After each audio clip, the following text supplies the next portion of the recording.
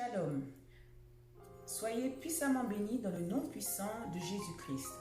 Je suis vraiment ravie et dans la joie de vous retrouver afin de vous partager ce que le Seigneur m'a mis à cœur de vous dire. Je prie car ce message s'adresse à ton cœur. Je prie que ce message te parvienne et que tu la reçoives. Nous sommes chrétiens. Nous avons donné notre vie au Seigneur. Nous avons accepté Jésus-Christ comme notre Seigneur et notre Sauveur personnel. Nous croyons aux promesses qui sont mentionnées dans la Bible. Mais cependant, quelquefois nous constatons qu'il y a un déséquilibre, qu'il y a un décalage entre les promesses de Dieu et ce que tu vis, ce que nous vivons. Et tu sais qu'il est écrit dans la Bible que Dieu a donné son Fils unique, Jésus-Christ, afin que ceux qui croient en Jésus-Christ aient la vie éternelle, la vie en abondance.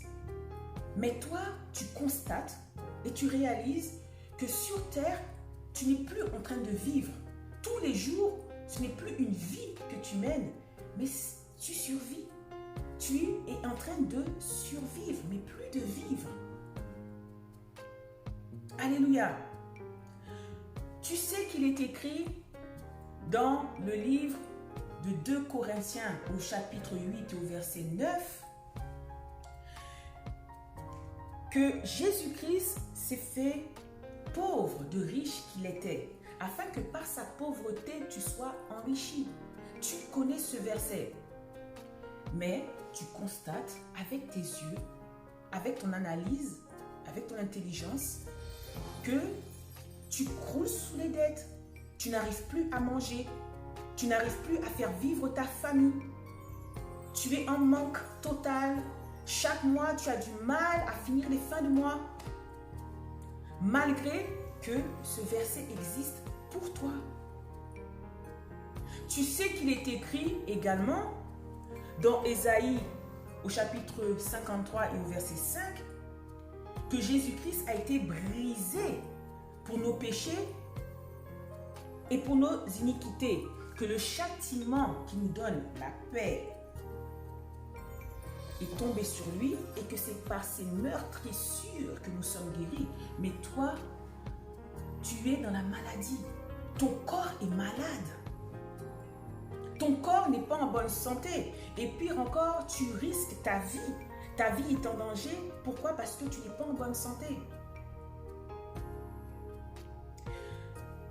Je pourrais continuer à citer plein de versets bibliques, plein de promesses pour lesquelles tu ne vois pas la réalisation, pour lesquelles tu n'es pas rentré pleinement dans l'accomplissement et que tu ne vois pas les choses pour toi, pour ta vie. De la part du Seigneur, mon partage se tient en une seule phrase. Je viens te dire, de la part de Dieu, que les réalités de ce que tu vis ne sont pas des vérités. Retiens cette phrase, marche avec cette phrase, que les vérités ne sont pas des réalités. Parce que la réalité s'appuie sur ce que tu vois, sur ce que tu entends, sur ce que tu sens et sur ce que tu ressens. Alléluia. Alors que la vérité ne s'appuie pas sur tes 5 sens, mais s'appuie sur le spirituel. C'est pour ça qu'il est dit que si tu crois, tu verras la gloire de Dieu. Tu verras, pas seulement avec tes yeux charnels, mais aussi avec tes yeux spirituels. La foi est spirituelle. Alléluia. Tu ne peux pas faire grandir ta foi en t'appuyant sur tes 5 sens, sur ce que tu vois. Tu vas marcher dans l'erreur, tu vas marcher dans la frustration, tu vas marcher loin de ce que Dieu attend de toi. Alléluia. J'ai compris cela au travers d'une collègue de travail. Cette femme, je la regardais avec des yeux spirituels. J'avais une image d'elle, une femme, la cinquantaine, en bonne santé. Mais lorsque cette femme m'a avoué et m'a confié qu'elle était malade depuis 27 ans, qu'elle a une maladie auto-immune depuis 27 ans, une maladie qui ne se guérit apparemment pas, j'étais déstabilisée parce qu'elle vivait une réalité. Et moi, je la voyais avec une vérité. Je lui ai dit, tu me dis que tu es malade, mais c'est bizarre parce que moi, je ne te vois pas comme une femme malade. Tu n'es pas malade. Et pour preuve, cette femme menait une vie comme si elle avait la forme. C'est-à-dire, sa vie était... Elle avait plus de forme que moi, plus de santé que moi. Elle voyageait, elle profitait de la vie. Elle ne ressemblait pas du tout à une femme malade. Mais néanmoins, la réalité, c'est que les médecins pouvaient lui prouver par des analyses, par des résultats, qu'elle est malade. Mais la vérité, c'est que cette femme n'était pas malade. Et elle vivait comme une personne qui n'était pas malade durant 27 ans. Alléluia. C'est comme ça que nous pouvons voir quelquefois des personnes qui sont malades vivent mieux et plus longtemps que des personnes qui sont en bonne santé. Parce qu'ils ont compris qu'il ne faut pas se focaliser sur des réalités, mais il faut se focaliser sur des vérités. Quelle est la vérité? Alléluia. Retiens cette phrase, marche avec cette phrase, que la réalité de ce que tu vis n'a rien à voir avec la vérité. C'est pour ça que nous voyons que Jésus-Christ, dans l'évangile de Jean, disait souvent, en vérité, je vous le dis. En vérité, je vous le dis. Pourquoi ne disait-il pas, en réalité, je vous le dis? En réalité, je vous le dis. Alléluia.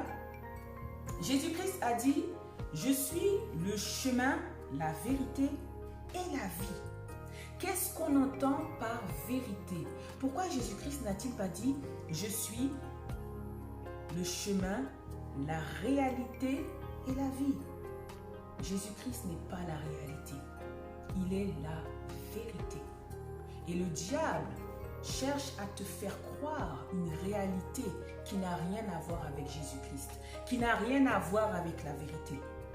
Maintenant, c'est à toi de comprendre cela, de commencer à parler sur ta vie, à proclamer la vérité de Dieu et non plus des réalités qui reposent uniquement sur ce que tu as vu, ce que tu as entendu, ce que tu as compris, qui repose sur ta sagesse et ton intelligence, sur des résultats humains, sur des analyses, mais tu as oublié ce que Dieu dit de toi, les promesses de Dieu sur ta vie.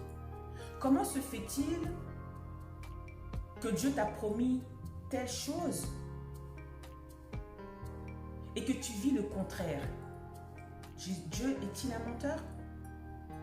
Dieu n'est-il pas capable de veiller sur sa parole pour l'accomplir? Il est temps en 2020 de se réveiller, de ne plus marcher comme nous marchions avant. Nous avons autorité pour changer les situations. Nous avons autorité pour parler à nos vies. Nous avons l'autorité que Dieu nous a conférée pour transformer nos propres vies. Mais c'est un choix, car le Seigneur t'a donné le libre arbitre. Le choix, soit de rester comme cela, soit de te lever et de prendre position. Alors c'est ainsi que pendant plusieurs séries, je vais parler de la réalité et de la vérité. Alléluia. C'était votre servante de Dieu, Glania Choulout.